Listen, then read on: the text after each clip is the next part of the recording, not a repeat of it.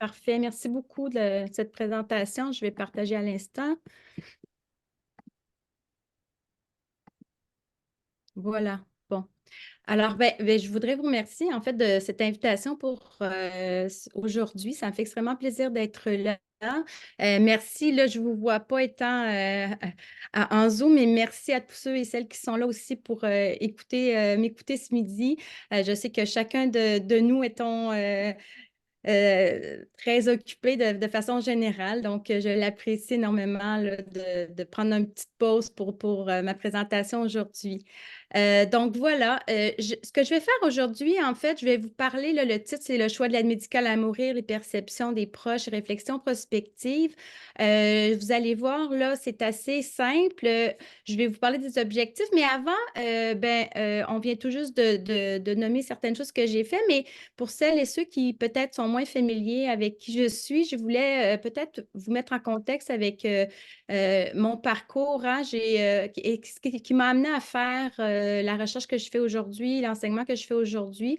Donc, je vais le faire très, très brièvement, là, mais tout de même, je trouvais ça intéressant quand même de dire un petit mot là-dessus. Moi, mon doctorat était en psychologie à l'Université Laval et mon postdoctorat, comme on l'a mentionné tantôt, c'était au Memorial Sloan Kettering Cancer Center à New York. Ça a été un plaisir pour moi de faire ce post-doctorat-là parce que j'ai pu mettre en pratique, et puis c'était une grande chance, la conclusion de mon doctorat ou une des recommandations qui était celle, en fait, de la grande importance de mettre sur pied un accompagnement, non seulement pour la personne en fin de vie, bien sûr, mais aussi pour les proches et la famille et pendant l'accompagnement, mais aussi après le décès. Et au moment où j'ai fait le post-doctorat dans ce centre de traitement et de prévention du cancer, il venait tout juste de mettre sur pied une clinique d'intervention familiale qui avait ce modèle d'intervention-là. Alors, j'ai pris part à ça en tant que superviseure, intervenante, etc. Ce qu'on pouvait faire, c'était... Oh, il y a peut-être un petit micro d'ouvert, là, je ne sais trop, peut-être faire attention, excusez-moi. Et donc, voilà. Ce que j'ai pu faire là-bas, c'est d'observer cette intervention familiale qui était offerte principalement par des travailleurs socio-travailleuses sociales. Donc, on offrait 4 rencontres pendant l'accompagnement de la personne en fin de vie et sa famille. Et le même intervenant, la même intervenante accompagnait la famille après le décès, un autre 4 rencontres. Donc, ça, j'ai beaucoup appris de ça. J'ai une formation aussi en parallèle en intervention en thérapie familiale et de couple que j'ai faite au postdoctorat à l'Institut Ackerman et que j'ai pu compléter ici à l'Hôpital Général Jules de Montréal. J'ai fait cette formation-là, en fait, parce que, comme vous allez le voir, là, j'ai toujours essayé de garder un pied dans le travail d'intervention et de clinique en même temps que faire la recherche parce que ça me nourrit beaucoup. Donc, travailleuse sociale en bureau privé, j'ai été aussi à la clinique de médecine familiale Notre-Dame, qui était un groupe de médecine familiale et une unité de médecine familiale. Donc, j'ai eu la grande opportunité non seulement d'accompagner les patients des médecins, mais aussi de faire de l'intervention, oui, et de la supervision, de la recherche et aussi de l'enseignement. Centre de réadaptation cardiaque de l'hôpital Richardson. Puis maintenant, ce que j'adore aussi, là, je suis bénévole en soins palliatifs et en soutien de deuil à la merveilleuse Fondation Palliami. Donc, ça aussi, c'est un bonheur pour moi de pouvoir le faire. Peut-être pas autant que je le voudrais, mais tout de même, ça fait partie des petits bonheurs que j'ai dans ma semaine.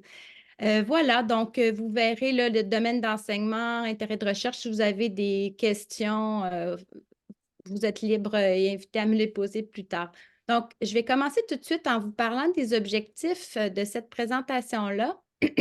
D'abord, c'est vous parler des principaux résultats d'une étude qualitative que j'ai réalisée, qui a été financée par le FQRSC, qui s'intéressait justement aux familles endeuillées en contexte d'aide médicale à mourir. Puis, vers la fin, j'aimerais aussi vous présenter des premières réflexions sur les différents aspects qui peuvent expliquer actuellement la perception globalement positive de l'aide médicale à mourir au Québec. Donc, je vais terminer par ça. Bon, pour l'aide médicale à mourir, quelques mots là-dessus. Certains d'entre vous vont être très familiers avec ça, d'autres moins. On sait très bien que ça consiste en cette administration de médicaments par un médecin et plus récemment aussi maintenant par des infirmières praticiennes dans le but de évidemment soulager la souffrance de la personne qui en fait la demande, puis qui va entraîner son décès.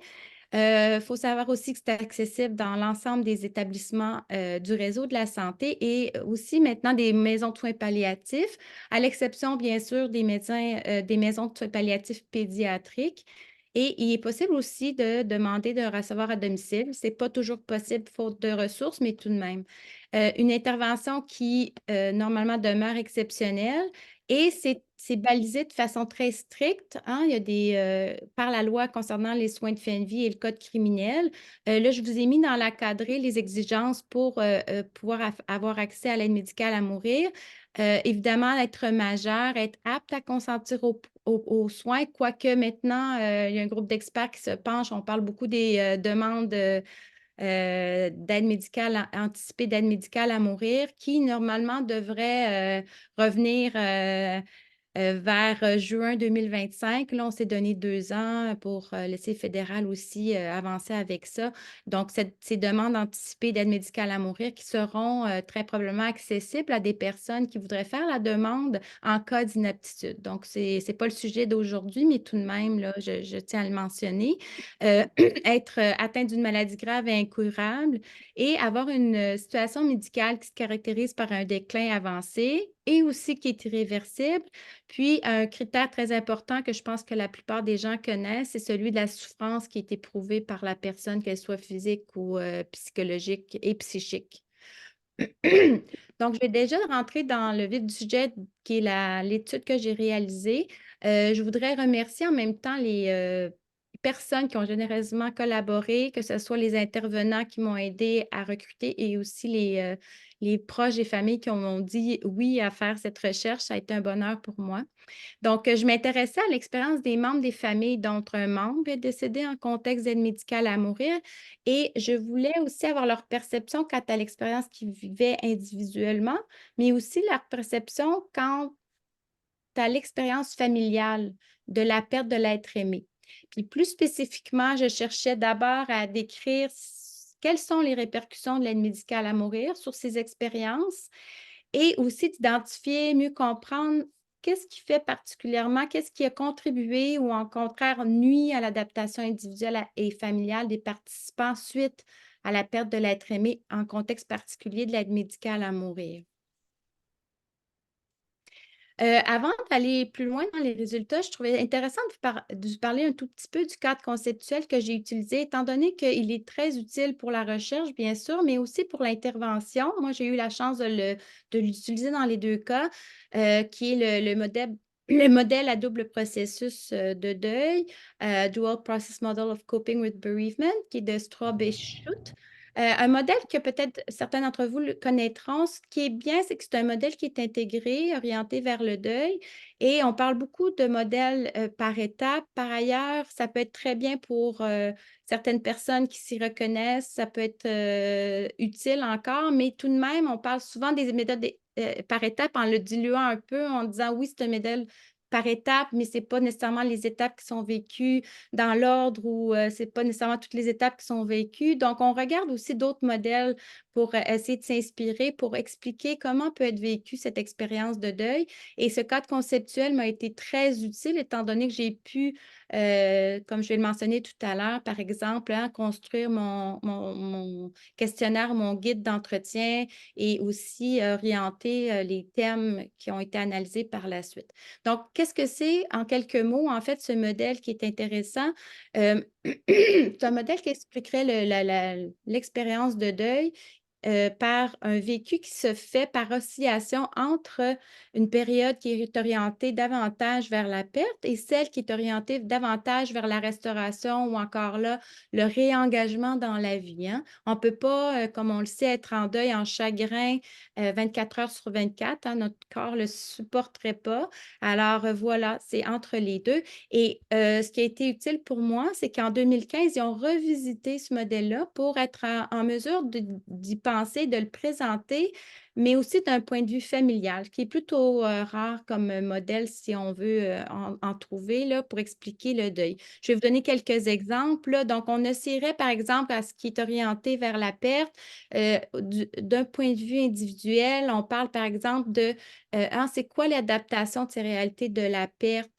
En l'absence de la personne qui est décédée, quelle est l'expérience individuelle aussi de la souffrance, du deuil qu'on vit, comment aussi on va se resituer et resituer la personne décédée émotivement, même si elle n'est plus là, comment on garde une relation, par exemple.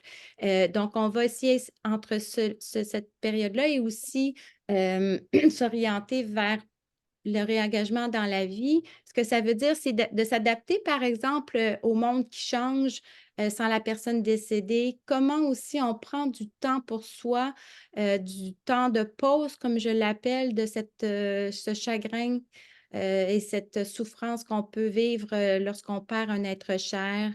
Développer aussi des nouveaux rôles, des nouvelles identités, des nouvelles relations. Je pense entre autres, exemple typique, où un couple où l'une des deux personnes s'occupait davantage de l'aspect financier. Bon, elle se retrouve à être d'une certaine manière le ou la comptable après le décès. Ça peut être assez prenant et exigeant.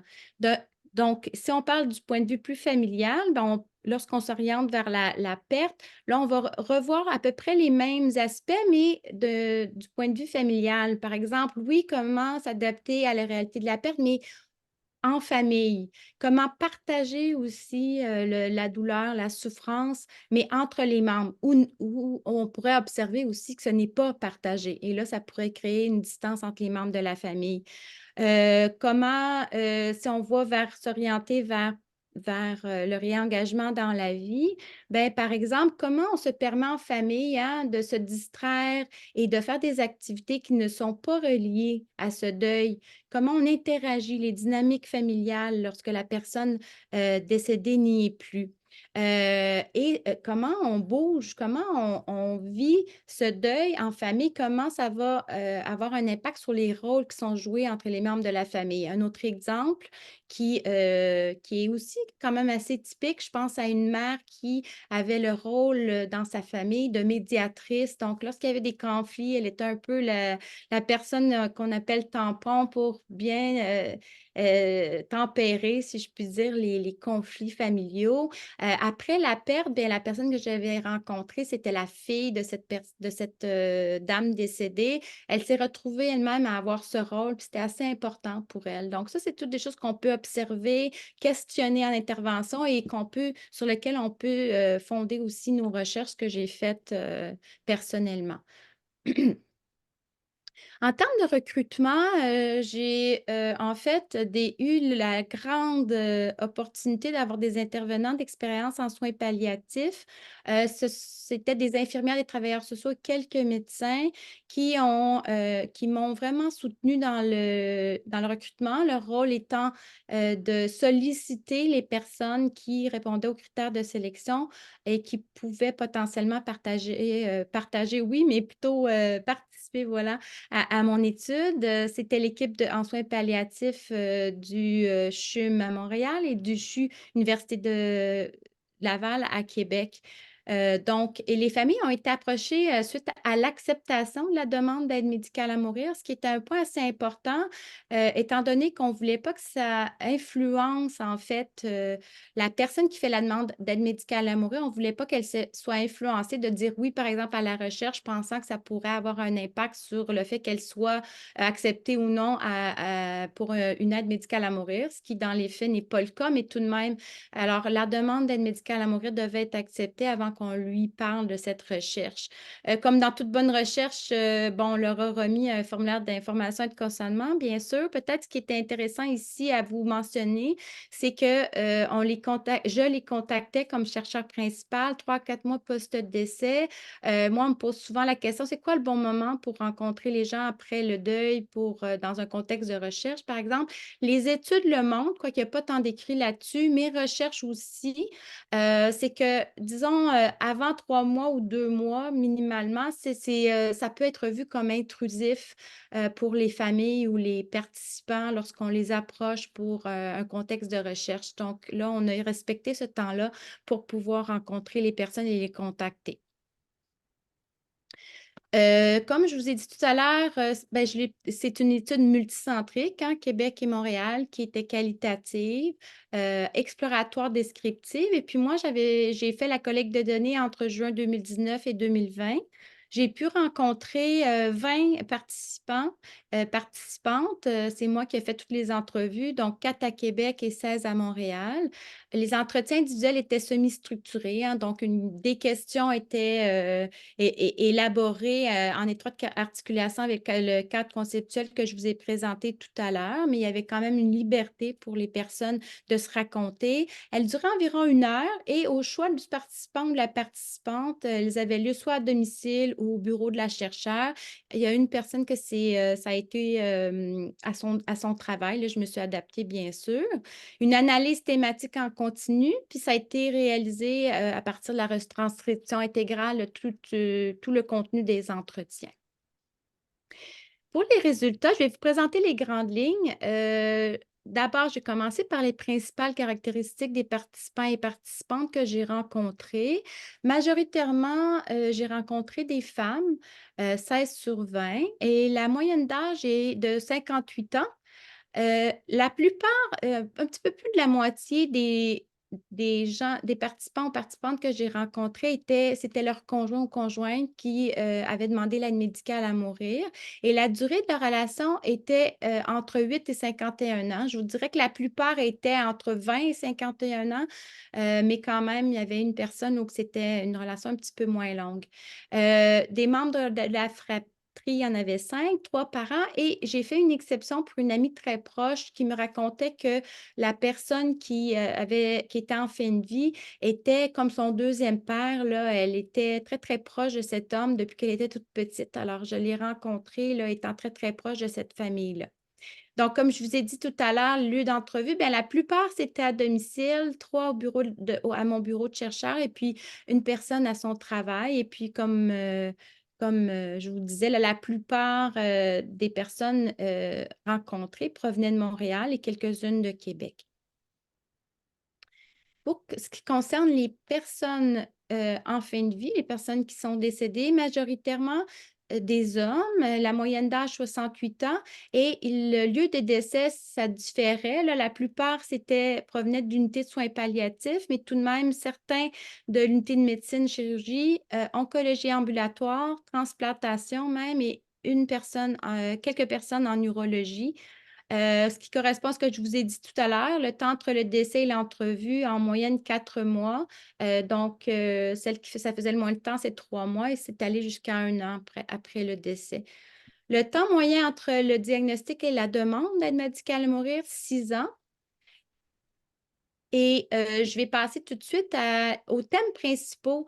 Si jamais vous êtes intéressé à avoir plus de détails sur l'étude, là, je l'avais sur une diapo précédente et j'ai oublié de le dire, c'est une étude qui a été publiée en fait dans la revue Intervention en 2023, donc assez récente.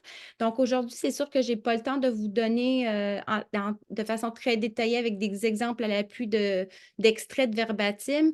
Par contre, vous avez tout ça dans cette étude-là, si jamais ça vous intéresse, là, pour retrouver les informations. Donc, les thèmes principaux, pour décrire les expériences familiales et individuelles, les thèmes principaux importants, d'abord, il y en a de 4 ordres. Le premier thème qui correspond à l'adaptation à la décision de recourir à l'aide médicale à mourir. Il y a aussi la temporalité du décès anticipé, la mort plus paisible et la communication en contexte de fin de vie. Donc, l'adaptation à la décision de recourir à l'aide médicale à mourir, ce qui favorisait ça d'un point de vue individuel et familial. D'abord, très important, les pratiques cliniques en contexte d'aide médicale à mourir. Donc, comme intervenant et même parfois comme chercheur, on a vraiment un rôle à jouer. Ça touchait principalement, par exemple, à l'implication assez tôt auprès non seulement de la personne en fin de vie, mais aussi des proches et de la famille d'une personne clé qui va offrir ce soutien. Donc, dès l'aide médicale à mourir. Je pense que plusieurs d'entre vous, si vous êtes intervenant, le faites. Par ailleurs, il y a quand même un certain nombre sur 20 qui me disaient que ce n'était pas le cas encore, malheureusement, mais ça pouvait les aider beaucoup, surtout que cette décision de recourir à l'aide médicale à mourir de la personne et de l'être aimé, ce n'est pas nécessairement évident pour tous les membres de la famille. Et donc, d'avoir ce soutien-là pour les aider à communiquer, à mieux comprendre ce que c'est l'aide médicale à mourir et le processus. Aussi, la collaboration entre la famille, la personne en fin de vie et les professionnels. Les personnes, la majorité, en fait, des familles que j'ai rencontrées m'ont dit que ce qui les aidait beaucoup, c'est d'être impliqués et engagés dans tout ce qui concerne, le plus possible, dans tout ce qui concerne le processus d'aide médicale à mourir. Il y a aussi l'attitude de la personne en fin de vie des membres de la famille. Ici, l'attitude de la personne en fin de vie, je pense, par exemple, l'humour était très important lorsqu'on en parlait, même si ce n'est pas nécessairement évident d'avoir ce type d'humour en fin de vie et lorsqu'on parle d'aide médicale à mourir. Une attitude aussi qui était plutôt ouverte et rassembleuse. Je pense à une mère qui, elle, a pris la décision de rassembler tous les membres de la famille et de parler de son choix, des raisons qui l'ont amené à choisir l'aide médicale à mourir et de faire parler les membres de la famille. Ce qui peut être en fait facilité aussi par un professionnel de la santé, bien sûr. Certains membres que j'ai rencontrés m'ont même dit, ben maintenant, je pense que l'aide médicale à mourir, j'y pense maintenant que je vois qu'est-ce que ça peut être pour la fin de vie de quelqu'un. Les membres de la famille, je vais en parler un petit peu plus tard, mais c'est ça, c'est lorsqu'il y a beaucoup d'ouverture entre les membres de la famille, lorsqu'il y a une entente, lorsqu'il y a un partage des valeurs, ça peut être aidant, puis pour s'adapter à cette décision d'avoir recours à l'aide médicale à mourir. La notion d'agentivité, on le sait, ça s'est ressorti très fortement, hein, c'est cette capacité qu'on a de pouvoir avoir le contrôle sur sa vie, sa fin de vie, et l'option d'avoir recours à l'aide médicale à mourir peut être un moyen parmi d'autres options, dépendamment de plusieurs facteurs, de se sentir comme agent moral jusqu'à la fin. C'est en lien aussi avec ce sentiment d'avoir respecté le choix de la personne en fin de vie. Ça l'a beaucoup aidé à s'adapter au fait que la personne a demandé l'aide médicale à mourir. On me présentait ça parfois. Moi, j'ai pu lui faire le cadeau de respecter son choix jusqu'à la fin, même si c'était difficile pour moi. Et ça avait même un impact assez significatif ou une répercussion assez significative sur la façon dont est vécu le deuil après la perte. Ça les liait à un sentiment qu'on appelait souvent un sentiment d'apaisement, d'avoir fait ce qui devait être fait. Maintenant, en termes de temporalité du décès anticipé, on voit que c'est vraiment en contexte d'aide médicale à mourir, on sait que le moment du décès est évidemment décidé à l'avance, la journée, le moment à l'avant-midi, l'après-midi, etc. On parle souvent d'adieu planifié à ce moment-là. Et donc, sachant à quelle heure et quel moment, ben, on me disait, ben, on peut avoir cet espace-là qu'on n'a pas nécessairement toujours quand on ne sait pas quand la personne décédée va mourir et si on va être là. Donc, ce moment de se dire adieu, de s'en parler, lorsque, évidemment, c'est possible, lorsque la communication est ouverte, par exemple, entre les membres de la famille, et d'avoir aussi des moments un à un pour se dire adieu. La préparation du rite est un peu différente dans certains cas en aide médicale à mourir. Rite qui est très important, qui est vraiment, j'ai parlé d'une contenance de la peine, hein, ça peut avoir cet effet-là. Euh, Ça peut être très différent, comme on le sait.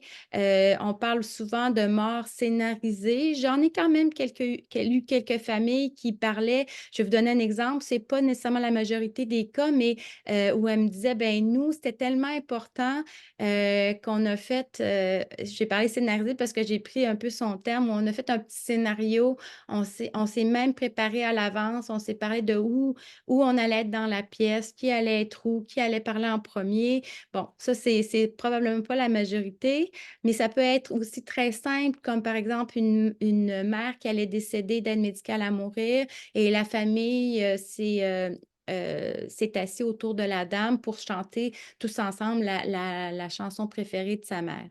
Parfois, c'est très simple, hein, ça peut être seulement que d'être assis autour, puis le médecin vient, puis l'aide médicale à mourir se passe, mais ça peut être très différent d'une famille à l'autre. Je vous ai mentionné aussi l'engagement actif des membres de la famille.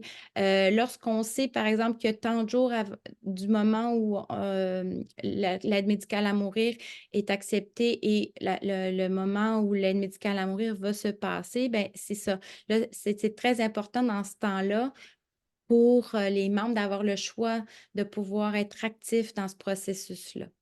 La mort la plus paisible, c'est sûr que moi, j'ai eu beaucoup d'expériences où on m'a dit, pendant le deuil, moi, j'ai trouvé ça tellement difficile de ne pas être là lorsque mon proche est décédé. J'ai un exemple d'une dame qui me disait: je suis sortie quelques secondes aller chercher mes clés dans la voiture. Bon, et bon, malheureusement, il est décédé dans ce temps-là. Bon, ça peut être le choix, hein, de la personne de vouloir mourir sans la présence d'un proche pour différentes raisons. Bon, ça peut être très difficile pour la personne qui est en deuil par la suite.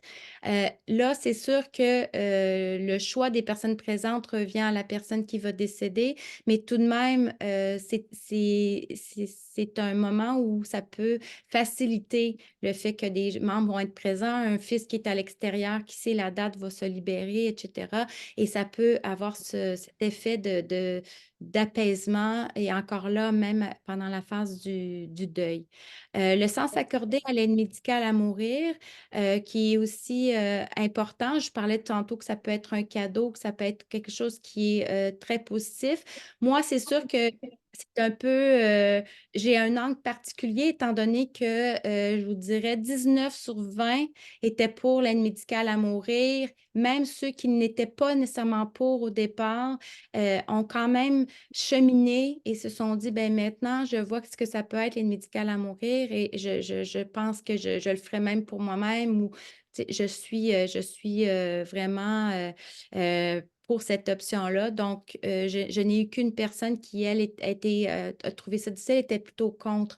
Donc là, juste pour vous donner l'angle là, des 20 personnes que j'ai rencontrées. Partage des valeurs familiales. L'exemple que je vais vous donner, c'est la personne justement qui était plus ou moins d'accord avec son conjoint et qui a trouvé ça difficile pendant l'accompagnement et le décès. Elle avait eu un cancer elle-même, là, personnellement, et même une récidive. Ça avait été très difficile pour elle, mais elle me disait, ben moi, je suis passée au travers et pour moi, la souffrance fait partie de la vie. Et je ne comprends pas pourquoi mon conjoint veut mettre fin à ses jours avant la mort naturelle. Donc ça peut être plus difficile entre les membres de la famille quand ça arrive. Préparation de la personne en fin de vie et de ses proches, étant donné que justement le décès est prévu d'avance, donc ça peut avoir cet effet-là là, sur l'accompagnement, l'expérience d'accompagnement et ensuite le décès et le deuil. La communication en contexte de fin de vie, je parle depuis tout à l'heure de l'ouverture que ça peut aider, la communication en fin de vie. C'est le cas selon les études, selon mon expérience clinique et aussi selon l'étude que je présente actuellement. Ben, il y a certainement des personnes pour qui dans la famille, dans les couples et personnellement, on est capable d'en parler de façon ouverte. Et si c'est plus difficile, des fois, on a du soutien d'intervenants qui nous aident à ouvrir la communication et on sait très bien que normalement, ça a des effets plutôt favorables sur l'expérience au long cours des familles et individuellement. Par contre, ce que j'ai remarqué, c'est à l'inverse, lorsque des non-dits, ça peut avoir des répercussions qui sont plus difficiles à vivre et ça peut être à long terme. Je pense à une dame en particulier que j'ai rencontrée quelques mois après le décès et j'ai remarqué, elle avait la boule à la gorge, là, le moment qu'elle me parlait, puis les yeux pleins d'eau. C'est très difficile pour elle. Puis elle me dit, moi, ce que j'ai trouvé difficile, mon conjoint voulait en parler, mais moi, je n'étais pas capable de le faire jusqu'à la fin. J'ai même vu à la fin, il me regardait, il voulait parler, je n'ai pas été capable. Alors, cette personne-là, elle a dit, j'ai fait je ne sais pas combien de thérapies, j'ai de la difficulté à m'en sortir. Pour elle, ça avait eu un impact là, particulièrement prégnant sur ce qu'elle vivait en contexte de deuil. Pour ce qui est des éléments facilitants, mais il y a des choses que j'ai déjà dites auxquelles je vais revenir et des contraintes. Je vais vous dire quelques mots là-dessus. Je parlais d'agentivité tout à l'heure. Ben, le fait de pouvoir exercer son autonomie par le recours de l'aide médicale à mourir, bien sûr que ça va orienter la personne qui fait elle-même le choix de l'aide médicale à mourir, mais ça va vraiment avoir changé l'expérience individuellement du membre de la famille et même de la dynamique familiale, de savoir qu'on aura pu exercer ou plutôt aider la personne à exaucer son vœu jusqu'à la fin. La façon de l'annoncer à ses proches ainsi que les pratiques aidantes des professionnels de la santé, ce que j'ai parlé tout à l'heure, donc ce qui touche aux discussions familiales, de la présence quand on peut être présent lorsque la personne en parle, l'empathie, le soutien aux proches. En matière de contraintes, il y a quelques personnes qui m'ont mentionné cela, puis ça a été marquant aussi dans la façon qu'ils l'ont mentionné, la vérification constante du consentement aux soins. Ce qui peut être, en fait, ce qu'on veut, c'est que la personne a le droit de refuser jusqu'à la fin, même si le médecin est là, puis on est rendu au moment. Par ailleurs, il y a une personne qui me dit, moi, ça a été éprouvant qu'on redemande de façon répétée cette question. Je me sentais pas bien là-dedans, puis ça me revient en tête. Donc, il y a eu ça qui a été nommé. Le temps précieux aussi qui n'est pas passé avec les personnes avant et pendant l'aide médicale à mourir. L'exemple que j'ai en tête actuellement, c'est bien, la plupart des familles sont rencontrées, que ce soit par une travailleuse sociale ou travailleurs sociaux ou d'autres professionnels, un peu avant l'aide médicale à mourir, où on leur explique comment ça va se passer, hein, qui vient d'une très bonne intention. Par contre, ce qu'on m'a mentionné, et c'est plus qu'une personne, là, je vous dirais au moins 4 personnes m'ont mentionné, moi, ça m'a pas aidé dans le sens où le moment où on est venu me chercher pour me parler de comment allait se passer l'aide médicale à mourir était très proche du moment où la personne allait avoir l'aide médicale à mourir. Et j'ai trouvé ça pénible parce que ça m'a enlevé du temps et des minutes précieuses que j'aurais pu avoir avec la personne qui est mon proche aimé. La désapprobation sociale et le stigma pouvant y être associés à l'aide médicale à mourir, bon, ça, il y en a encore. Les personnes peuvent vivre ça. Je vous donne un contexte particulier où c'est une dame qui était la conjointe de la personne qui allait décéder. Ça faisait pas si longtemps qu'ils étaient ensemble, mais quoique moins d'une dizaine d'années, mais l'homme qui était en fin de vie a demandé la présence de son ex-conjointe avec qui il avait été 20 ans en couple et ça l'a fait en sorte que la nouvelle conjointe, n'avait pas beaucoup de place auprès de son conjoint. Elle a trouvé ça extrêmement difficile. Elle n'a pas vraiment pu avoir cet espace-là pour partager. Elle n'était pas nécessairement bien vue ou la bienvenue dans le cercle familial. Donc, ça, c'est à prendre en compte, là. Puis tout à l'heure, je vous parlais de comment on voit les souffrances, c'est quoi nos croyances religieuses ou séculières qui font en sorte qu'on va trouver que l'aide médicale à mourir ne serait peut-être pas l'option la meilleure. Donc, ça peut causer des conflits familiaux, des conflits individuels. Euh, je suis pas mal à la fin de cette étude-là. Par contre, je vous ai mentionné tout à l'heure que la quasi-totalité des participants et participantes à l'étude avaient une perception très favorable à l'aide médicale à mourir. Et je voulais vous donner 2 extraits de verbatim là, qui illustrent cela. Une participante me dit, il a reçu l'aide médicale à mourir comme un cadeau de cette maladie, comme une délivrance de sa souffrance, hein. C'est comme ça qu'elle le voyait et que ça l'aidait à accepter et même à trouver que l'aide médicale à mourir était une option, une bonne option pour son conjoint. Quelqu'un d'autre me dit, on n'est pas obligé de mourir accroché après tout le monde puis dans la grosse misère. C'est ça qui est extraordinaire de l'aide à mourir. C'est elle qui est morte, pardon, c'est qu'elle est morte en riant. Elle riait, elle est morte en disant, je ne sais plus trop qu'est-ce que je pourrais vous dire de plus. Elle avait l'air d'un Bouddha. Elle souriait quand elle est morte. L'aide médicale à mourir nous a aidés. Ça m'aide encore aujourd'hui de penser qu'elle a eu ce privilège. Maintenant, je voudrais vous parler de mes premières réflexions en termes de deuxième projet de recherche qui est présentement en demande de subvention. On sait que l'aide médicale à mourir, ça touche le débat public actuellement, hein. C'est vraiment un enjeu de société qui s'est intensifié. Pour vous donner un exemple, puis ceux qui sont dans le domaine connaissent un peu les statistiques, mais tout de même, actuellement, l'aide médicale à mourir représente quand même 7 ou près de 7 des causes de décès dans la province. Donc, on a le plus haut taux mondial là, en ce qui concerne ce point-là. Les motifs possibles pour solliciter l'aide médicale à mourir, si on regarde quand même certains écrits, quoique très peu explorés encore ces causes-là, on parle de dignité, hein, de considérer la dignité de la personne, la qualité de vie et l'autonomie. Tantôt, je parlais d'agentivité, ce qui est vraiment souvent interchangeable avec la notion d'autonomie, quoique il peut y avoir des différences, mais je ne rentrerai pas là-dedans aujourd'hui, là, mais voilà. Puis les examens ou les éléments, oui, pardon, explicatifs, par contre, malgré cette grande importance de cette question, des attitudes favorables face à l'aide médicale à mourir dans les choix de fin de vie au Québec sont encore obscurs. Et on sait qu'en octobre 2023, la ministre Sonia Bélanger, quand même, a dit souhaiter que la recherche universitaire éclaire l'évolution des demandes d'aide médicale à mourir au Québec. Donc, il y a quelques équipes qui se sont mis en branle actuellement pour répondre à un appel de proposition proposé justement par le ministère de la Santé et des Services sociaux, le FRQSC et le FRQS.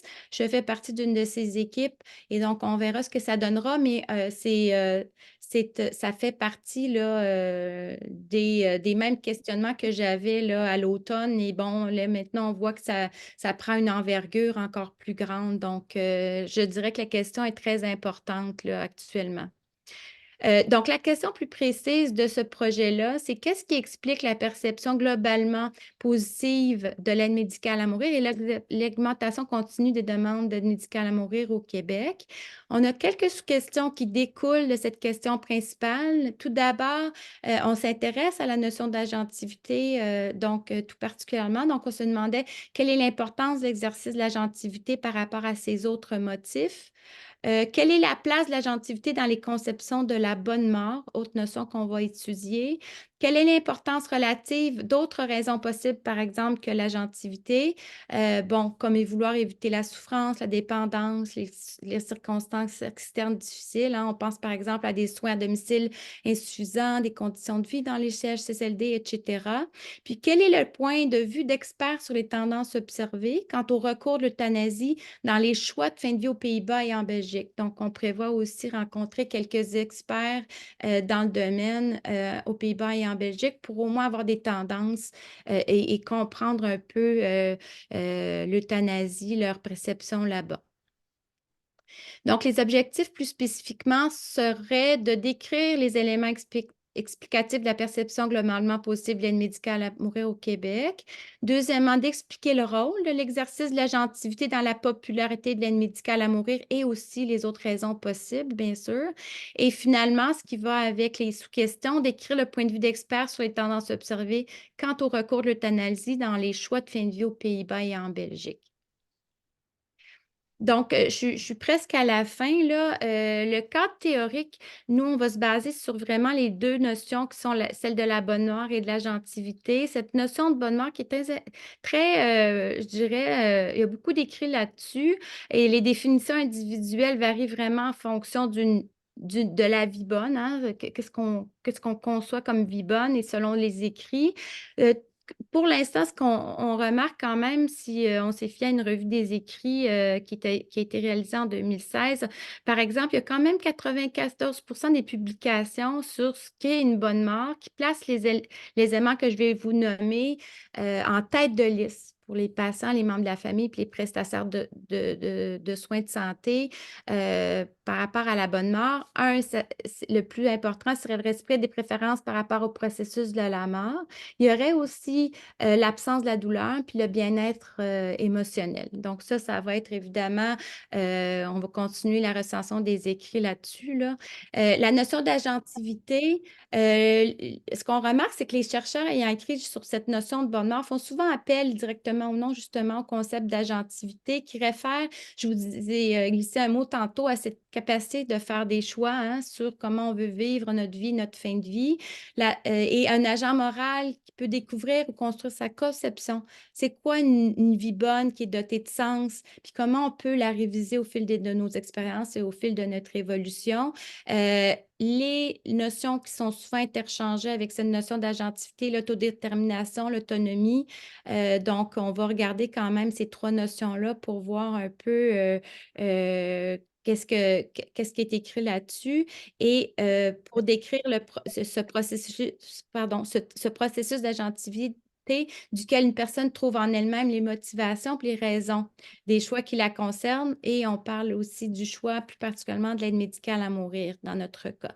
Une enquête aussi a été effectuée auprès de la population québécoise en 2023 qui a révélé que près de 80 des répondants de l'enquête souhaitaient pouvoir prendre leurs propres décisions en matière de recours possible à l'euthanasie. Puis il y a quand même 61 en ce qui concerne le suicide assisté. Donc, c'est quand même intéressant là, de ce point de vue-là.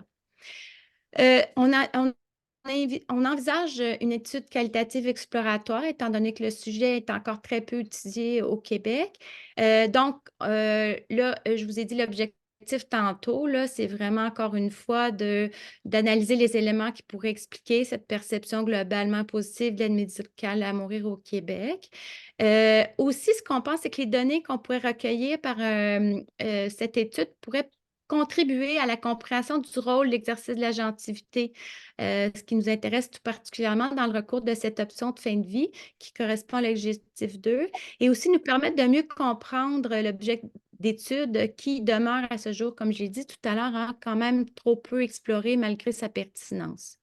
Je termine là-dessus. En fait, on sait que c'est un phénomène social marquant hein, et on pense que les résultats de l'étude pourraient nous aider, en fait, on l'espère, ou contribuer à nous aider à dégager des pistes d'explication qui concernent cette perception très positive envers l'aide médicale à mourir au Québec actuellement et du taux de recours plus élevé aussi que dans les autres juridictions comparables, quand même, il faut le noter.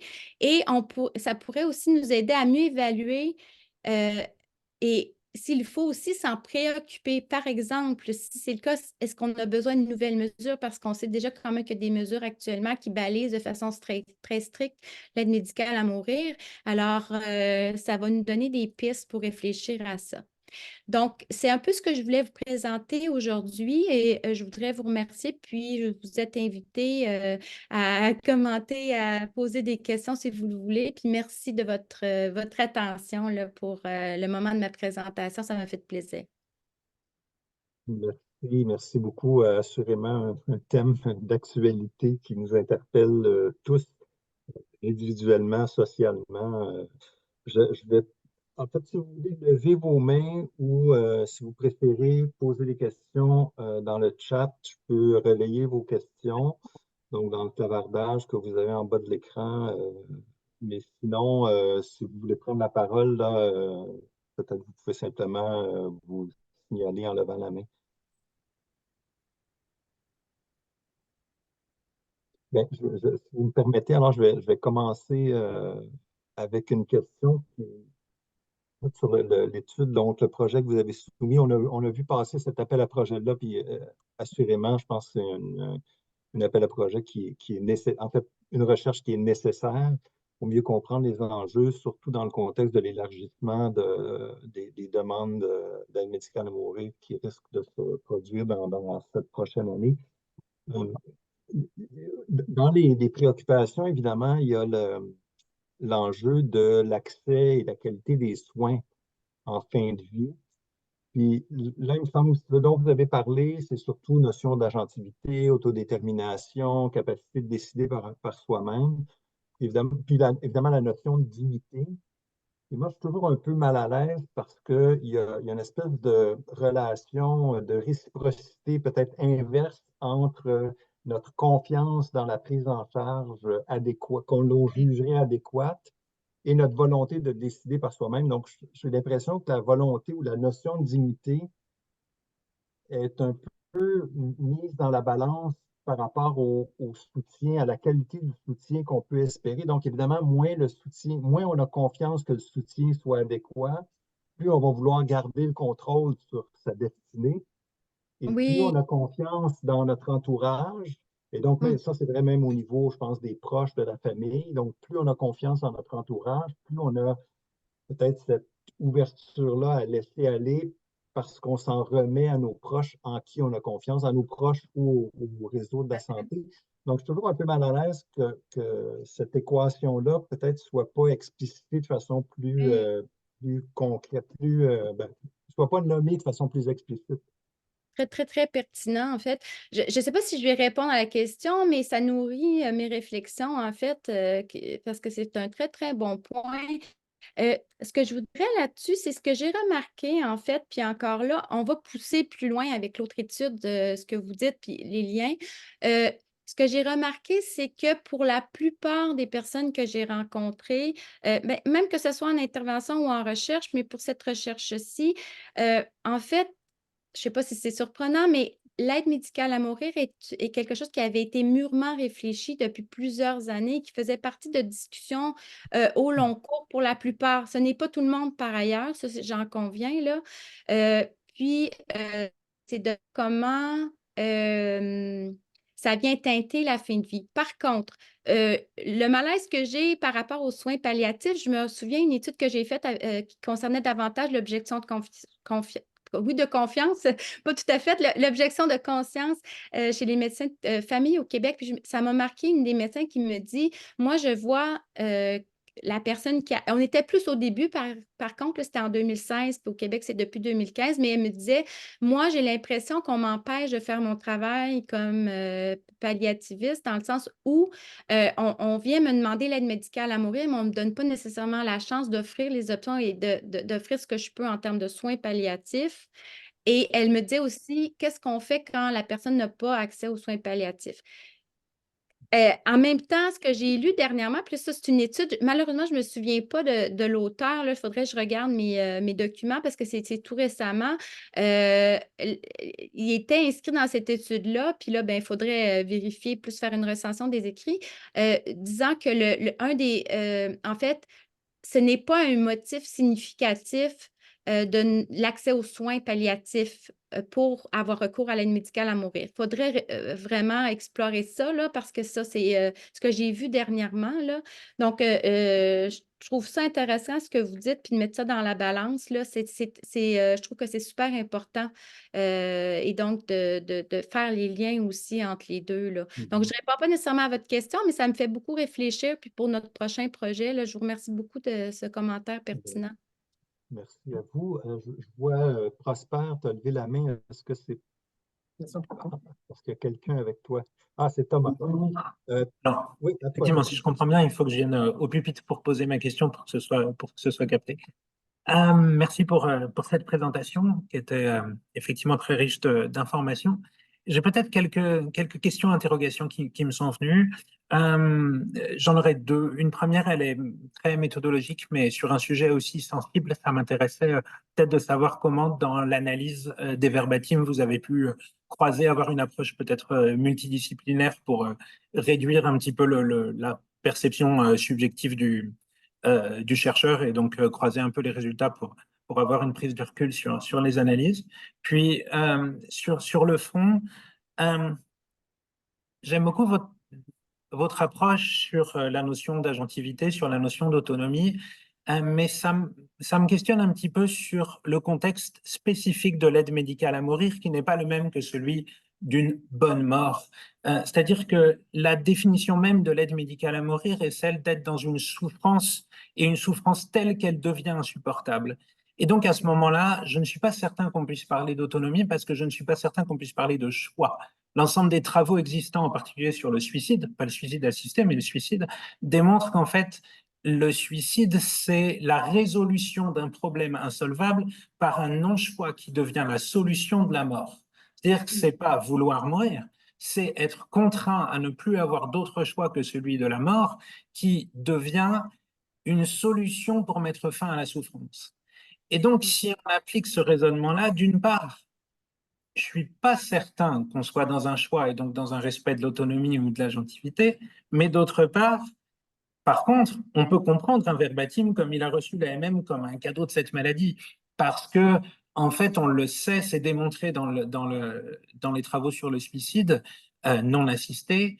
Euh, une fois que les gens ont planifié leur crise suicidaire, et les psychiatres le savent très bien, mais une fois que les gens ont planifié leur crise suicidaire, ils n'ont aucun problème, enfin leur acte suicidaire, pardon, ils n'ont aucun problème à en parler, ils le disent, c'est d'ailleurs le moment où on peut le relever, parce qu'en fait, pour eux précisément, c'est la solution. Et donc, ils vont bien parce qu'ils ont enfin la solution à leur problème. Mais pour autant, c'est pas exercer son autonomie, c'est être contraint par une souffrance incurable. Et ce qui m'amène donc à faire le lien avec la psychiatrie et la santé mentale et les éléments que vous abordiez dans vos hypothèses sur le recours de l'aide médicale à mourir au Québec. Est-ce qu'il n'y a pas tout un enjeu autour de l'accessibilité aux soins pour offrir ce choix, c'est-à-dire tous les soins en santé mentale et tout le déficit en professionnel et en accompagnement en santé mentale et en accompagnement en soins sur les douleurs chroniques, qui fait que par défaut d'autres solutions, on finit par se tourner vers ce qui semble être une solution, mais qui n'est pas un choix, juste parce qu'en fait, on n'a pas les autres solutions accessibles. Voilà, je ne sais pas si ça fait sens. Merci, merci Thomas.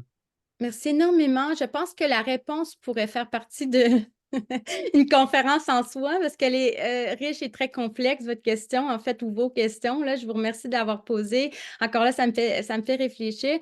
Vous aviez deux questions. Pour la première, je ne sais pas si je vais répondre, mais en termes d'analyse et des thèmes, on était deux personnes, là, les deux chercheurs, parce que Jocelyn McClure et moi, qui est philosophe, et moi-même, qui avons pu avoir nos têtes ensemble, travail social et philosophie, pour pouvoir faire de l'analyse codée à partir des verbatims. Et donc, on avait un accord interjuge, lui et moi, pour être capable d'arriver à, OK, ça, on comprend ça, ça, on comprend ça. C'est assez proche pour dire, en fait, qu'on est à peu près dans la même façon de coder. Et donc, ça a été, je ne sais pas si je réponds là, en termes méthodologiques. Et donc, ça a été une façon de faire, bien sûr. Je pense que c'est bien de le mentionner parce que comme c'est un sujet sensible, ça permet de bien démontrer la démarche.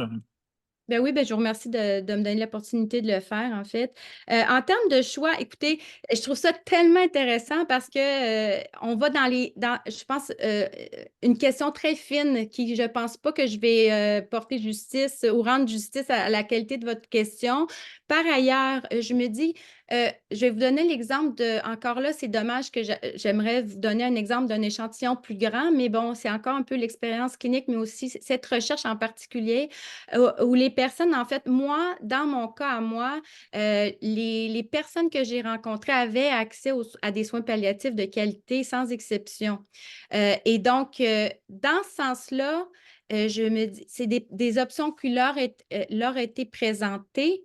Alors, à ce moment-là, si on a accès à des soins palliatifs de qualité, par contre, évidemment, un des critères, c'est qu'on est très souffrant et je ne sais pas quel terme vous pourriez utiliser, mais par exemple, si je reprends la notion de choix, on prend la décision, on fait le choix que ce soit l'aide médicale à mourir pour différentes raisons, que ce soit séculier ou religieux, indépendamment, là, mais parce que la comparaison que je peux faire, c'est cette dame que j'ai donné l'exemple tout à l'heure, hein, qui avait eu un cancer, qui, elle, souffrait énormément, mais elle a dit, moi, je fais le choix de souffrir autant. Par contre, là, je n'ai pas le degré de souffrance, puis je ne sais pas si elle aurait répondu aux critères d'aide médicale à mourir à ce moment-là. Là. Malheureusement, c'était avant 2015 qu'elle a eu son cancer, mais elle a dit, moi, c'est important, même si je souffre ma vie, peut-être une mauvaise expression, mais en tout cas, que je dois vivre cette souffrance, ça fait partie de la vie. Donc, c'est quand même intéressant de ramener cet exemple-là. Et ça porte vraiment là, à réfléchir. Mais je crois que les commentaires que j'ai jusqu'ici vont être très riches pour ce qui s'en vient, en fait, parce que c'est quand même un programme de recherche que j'ai avec l'aide médicale à mourir, soins palliatifs. Et donc, merci de me donner des petits éléments comme ça qui vont me faire avancer. Le Merci plaisir. beaucoup. Merci. Merci Thomas. Assurément, les enjeux même définition de dignité, autonomie, Vraiment important, autodétermination sont tout au à fait. cœur de ces enjeux, de ces questions-là. Docteur Lucie, David? Oui, merci beaucoup Isabelle, vraiment très intéressant. J'avais deux questions. Premièrement, est-ce que le fait qu'il y ait seulement 1 sur 20 qui rapportait une expérience plutôt négative, ça pourrait être, tu penses que ça pourrait être un biais d'échantillonnage dans le sens où les gens qui ont accepté de participer à l'étude, ils avaient une expérience positive, ou peut-être que quand on regarde dans les proches, évidemment, tu n'as pas pu interviewer tous les proches d'une seule personne, là. Donc, est-ce que ça pourrait être un biais d'échantillonnage? Puis la deuxième question, c'était, est-ce que je sais que l'étude n'a pas comparé un deuil suite à une mort, appelons-la naturelle, ou une aide médicale à mourir, mais avec ton expérience de d'autres études, est-ce que tu vois une différence entre les deux, Oui. soit positif ou négatif finalement, là, entre une mort naturelle ou une aide médicale à mourir? Oui, merci beaucoup, docteur Lucier. En fait, le billet, vous parlez d'un billet d'échantillonnage. Évidemment, ça pourrait l'être. Ça, il faut le considérer, même un de nos projets de recherche pourrait être de voir ceux qui sont justement non favorables à l'aide médicale à mourir dans un autre projet de recherche. Par ailleurs, ce que je remarque, en fait, c'est quand même, ben là, ça va avec les tendances sociales actuelles aussi, là, d'une certaine façon, mais il faut voir, là, effectivement, c'est sûr que les critères de sélection étaient les mêmes pour tout le monde. Je ne sais pas quel poids ça a dans la recherche, mais ça faisait partie des limites, effectivement, de l'étude. Là, on ne peut jamais s'assurer qu'il n'y a pas de biais dans ce sens-là, à moins que ça soit une autre méthodologie. Là, évidemment, là, c'est un bon point. Sinon, la différence entre une mort naturelle et il y a une mort naturelle et la mort en contexte d'aide médicale à mourir. En fait, je leur posais la question assez précisément vers la fin de l'entrevue s'il y avait eu d'autres deuils, s'il y avait vécu d'autres deuils et dans quel contexte, parce que la plupart, c'était dans un contexte autre que d'aide médicale à mourir, étant donné que ça faisait pas longtemps lorsque j'ai fait ma recherche que l'aide médicale à mourir était là. Et donc, et l'aide, le moment du décès de leurs proches quand j'ai fait la recherche, c'est pas évident de faire ressortir des choses particulières, aux exceptions de peut-être ce que j'ai mentionné tout à l'heure. Ça revenait beaucoup aux adieux planifiés ou à la communication en fait, le contexte qui peut donner pour certaines familles plus d'espace pour discuter. Ça force même, quelqu'un me disait, moi, l'aide médicale à mourir nous a confrontés à en discuter parce qu'il n'y a plus d'espoir. Des fois, on se dit, ah, ça ne sera probablement pas aujourd'hui qu'il va mourir. Ça sera pas... Là, ça peut être épeurant, mais en même temps, tu te dis, ben là, c'est demain, c'est demain. Donc, il y a comme une urgence d'en parler. Ça peut, en tout cas dans certains cas, faire en sorte que la discussion éclate, même dans certains cas, là, mais en tout cas, où est présente. Sinon, bien, j'ai parlé d'adieu planifié. Puis il y a certains écrits, j'en ai vu un dernièrement qui a étudié cette question-là particulièrement aussi. Là. C'était très intéressant. Son nom c'est Pierre, mais je me souviens plus de son nom de chercheur. Je pourrais vous donner la référence. Là. Oui, c'est ce qui me vient en premier. Sinon, je sais, j'ai des bien tannantes avec cette notion d'agentivité-là, mais il y a eu quelque chose autour de ça, puis c'est vraiment, ça a été le mot cadeau, je ne sais pas, a été utilisé combien de fois, là, mais on me dit, ça a eu tellement un grand impact sur le deuil pour les personnes que j'ai rencontrées de me dire, c'est tout le temps la phrase qui revenait, puis je la répétais, j'ai été capable, parce que là, ça devient un vœu de mourir, étant donné que c'est une demande explicite. Alors, j'ai été capable d'aider mon conjoint, ma mère, à exaucer son dernier souhait. Donc, en ce sens-là, ça, c'est pas quelque chose qui m'a été mentionné lorsqu'une c'est une mort naturelle ou donc que ce soit en clinique ou en recherche, ça m'a marqué beaucoup le fait que ça l'amène la personne à se dire, j'ai fait partie de ses dernières volontés et de sa volonté ultime. C'est ce qui me vient en tête pour l'instant, là, mais encore merci pour la question. Merci, David. Merci. Madame Deschaines. Madame Deschaines du Saguenay, est-ce que c'est bien ça? Oui, bonjour. Bonjour. Félicitations de vous être penché sur ça. Moi, je suis dans le milieu funéraire. Oui, ma sœur aussi. Une de mes sœurs aussi.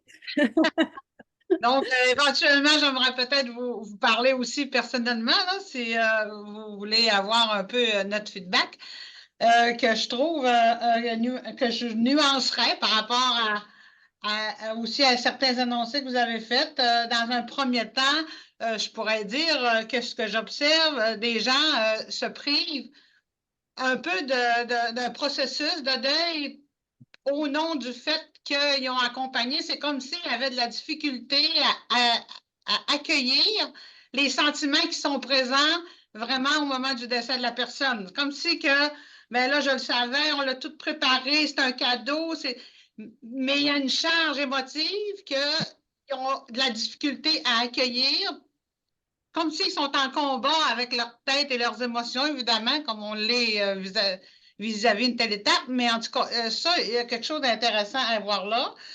L'autre élément, c'est que ce que j'entends beaucoup, c'est qu'est-ce qu'on fait de la famille un peu plus élargie. C'est quelque chose qui se vit en vase clos pour principalement avec les enfants. Les frères et sœurs, les petits-enfants ne sont pas toujours impliqués, donc ça crée des blessures. De la colère et j'entends beaucoup de choses à cet égard. Et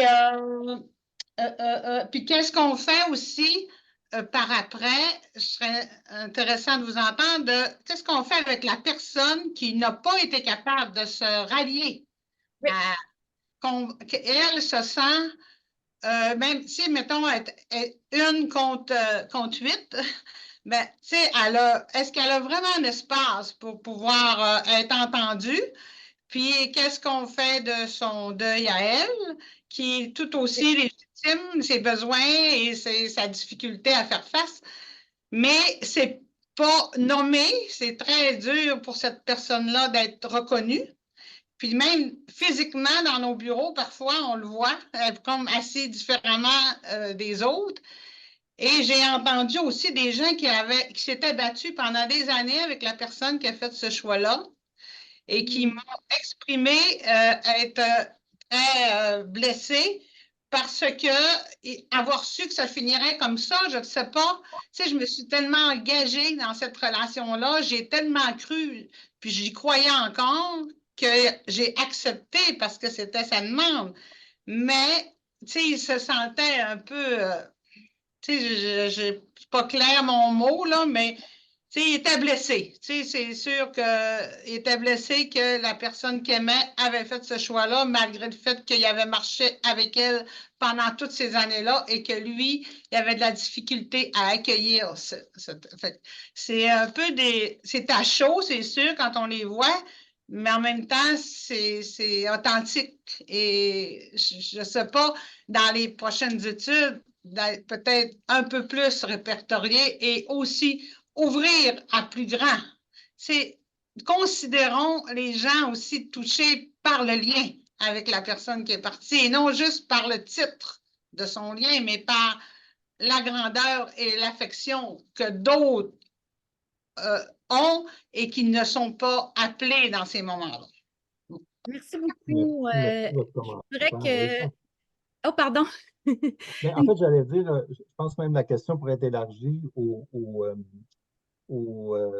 autres organisations qui accompagnent les mourants. Puis évidemment, les résidences funéraires sont aux premières loges dans ce contexte-là. On est souvent beaucoup centré sur les professionnels de la santé puis la famille immédiate, mais je pense qu'effectivement, la question pourrait être élargie.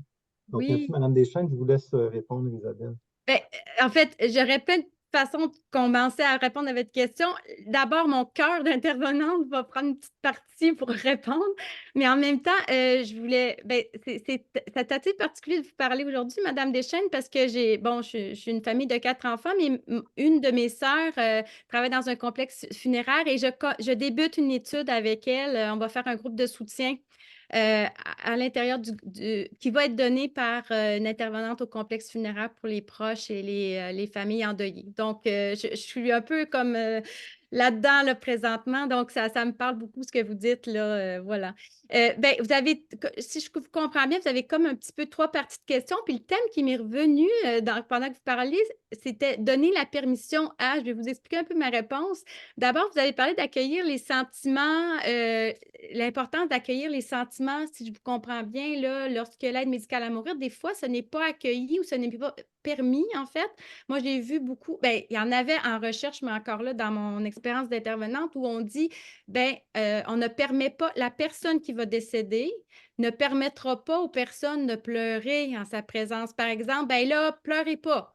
Quand on rentre dans la chambre, on ne pleure pas. Ou c'est un membre des familles qui s'impose, on ne pourra pas pleurer devant lui. Ça, là, c'est ce que j'ai remarqué, c'est extrêmement éprouvant. Ce qu'on sait que ça peut faire, c'est que ça encapsule les émotions et donc, à un moment donné, ça éclate. Je sais à quel moment, on ne sait pas, ou ça l'éclate dans l'isolement ou encore après le décès. Là. Donc, ça peut être. Donc, tout l'accompagnement qu'on peut faire, les petits bouts de chemin qu'on peut faire pour que oui, permettre à la famille de pouvoir exprimer les sentiments autant que possible, mais aussi la personne en fin de vie, ce qui peut être aidant, c'est si elle est capable de donner la permission à ses proches de pleurer, ce qui n'est pas toujours le cas. Et donc, comment on peut accompagner en parallèle la personne en fin de vie, la famille? C'est pas évident. Là, votre question est tellement complexe là, dans ce sens-là, mais effectivement que ça a vraiment un impact important.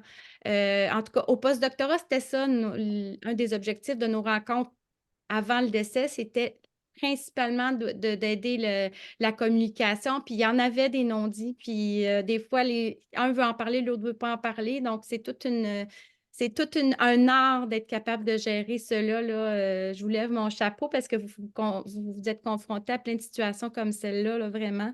Je vais essayer d'aller rapidement, je regarde l'heure, là, mais sinon, j'essaie de me rappeler votre deuxième question qui était la famille élargie. Les blessures, oui. En fait, ben, c'est sûr que là, présentement, la personne en fin de vie, c'est elle qui décide qui va être présente. Souvent, il n'y en a pas 30 personnes autour. Ce que j'ai remarqué, par contre, c'est lors de l'aide médicale à mourir, ce que j'ai remarqué, par contre, c'est ce qui pouvait vraiment favoriser une expérience un petit peu plus favorable, c'était lorsque il y a un moment qui est dédié à la famille élargie, puis les personnes gardent le moment du décès en particulier pour peut-être quelque chose qui est plus intime. Bon, mais il y a des visites, la personne peut être fatiguée, mais les visites des membres de la famille élargie ont quelques jours, puis ils peuvent venir, ils peuvent appeler, bon, etc., etc. Mais ça dépend toujours de la décision de la personne qui va décéder ou s'il y en a qui ne veulent pas nécessairement être vus de façon, ils se voient vulnérables, par exemple, ils ne veulent pas être vus de cette façon-là. Il y a plein de raisons pour lesquelles ce n'est pas nécessairement là, mais je suis tout à fait d'accord. Comment laisser la place à la famille élargie qui peut souffrir autant? Je me souviens de vos questions. La nature de la relation, c'est un des facteurs, si ce n'est pas l'élément le plus important qui va avoir une influence sur la façon dont est vécu l'accompagnement et le deuil. Donc, je suis d'accord avec vous. La définition de la famille, c'est plus la définition de la nature du lien qui est important dans un sens. Un ami peut être plus proche de la personne qui va décéder qu'un frère. On ne sait pas, tu sais. Je l'ai pris en compte, la nature de la relation, mais c'est toutes des choses on ne peut pas faire 20 projets de recherche. Puis moi, je veux participer le plus possible à toutes les étapes de la recherche. Donc, j'essaie de faire des plus petits projets de recherche quand je peux le faire pour faire les entrevues, l'analyse, etc. Donc, mais tout à fait, là, vous avez dit quelque chose, mis le doigt sur quelque chose qui est très important, là, la famille, c'est une chose, mais on pourrait parler famille / entourage, famille élargie, et faire des choix qui font en sorte qu'on les prend en compte, là, bien sûr.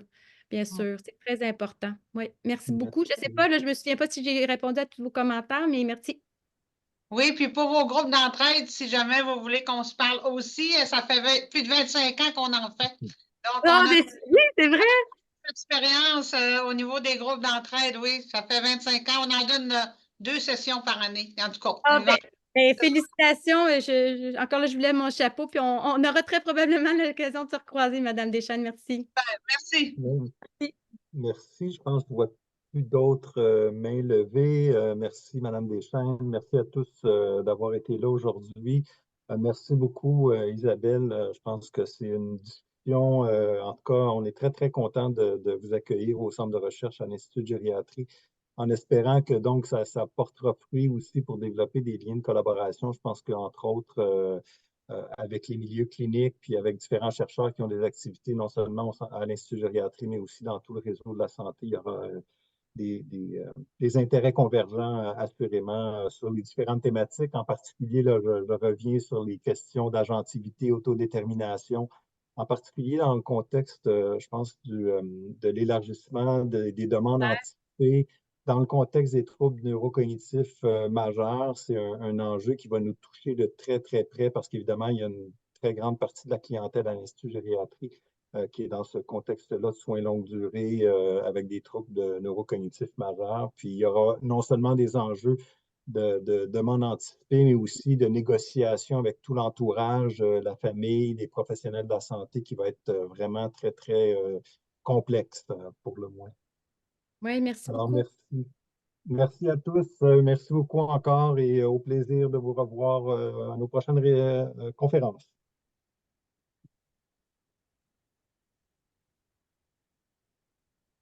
Je pense que c'est vraiment un beau succès, là. Je ne sais pas, j'ai demandé à Stéphane et à Prosper s'il y avait eu beaucoup de monde en présence